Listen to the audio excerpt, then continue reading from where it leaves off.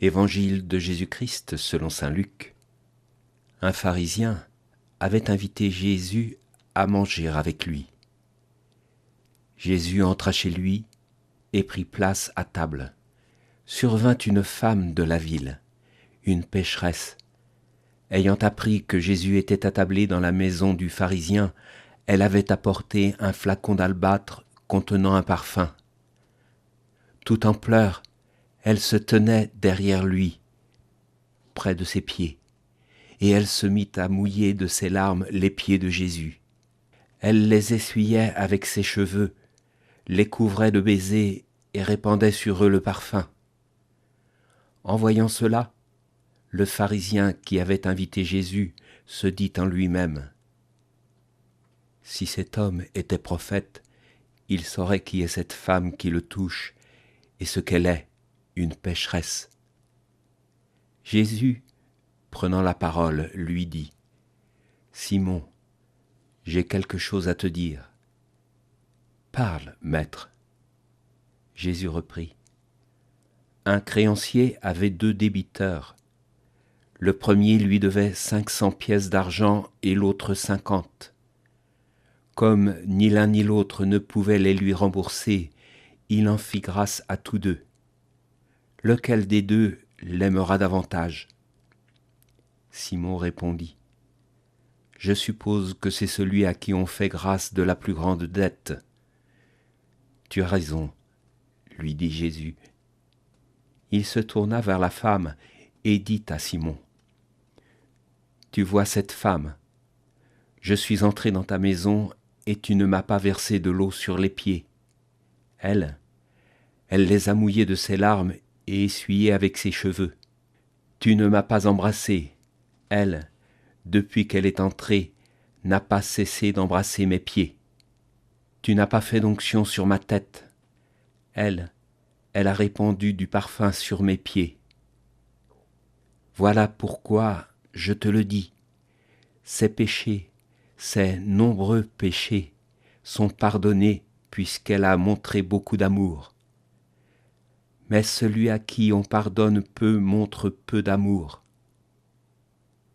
Il dit alors à la femme : « Tes péchés sont pardonnés. » Les convives se mirent à dire en eux-mêmes : « Qui est cet homme qui va jusqu'à pardonner les péchés ?» Jésus dit alors à la femme : « Ta foi t'a sauvée, va en paix. » Dans la maison du pharisien, Simon, une femme pécheresse, s'approche de Jésus, lave ses pieds de ses larmes, les sèche avec ses cheveux, les embrasse et sur eux verse un parfum précieux. Par ce geste, elle révèle son repentir sincère, qui ouvre le cœur à la puissance du pardon et de la miséricorde.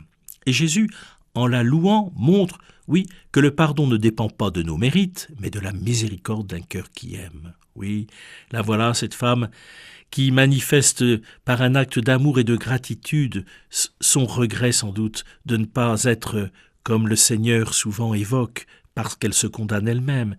Mais sa foi révèle aussi son besoin de grâce, son attente de voir le Seigneur réagir. Comment ? Eh bien, ce pardon qui engendrera un amour plus grand, qui est possible parce qu'elle est sincère du plus profond de son cœur. Elle est confrontée au jugement humain qui aveugle, tandis que la miséricorde divine voit le cœur, et c'est cela que seul Jésus peut comprendre et voir. La voilà qui est pacifiée intérieurement, qui est reconstruite, qui est relevée. La miséricorde du Christ dépasse les jugements humains, nous devons sans cesse nous en convaincre. Cette femme, malgré son passé, reçoit le pardon parce qu'elle a la foi et qu'elle a un repentir sincère.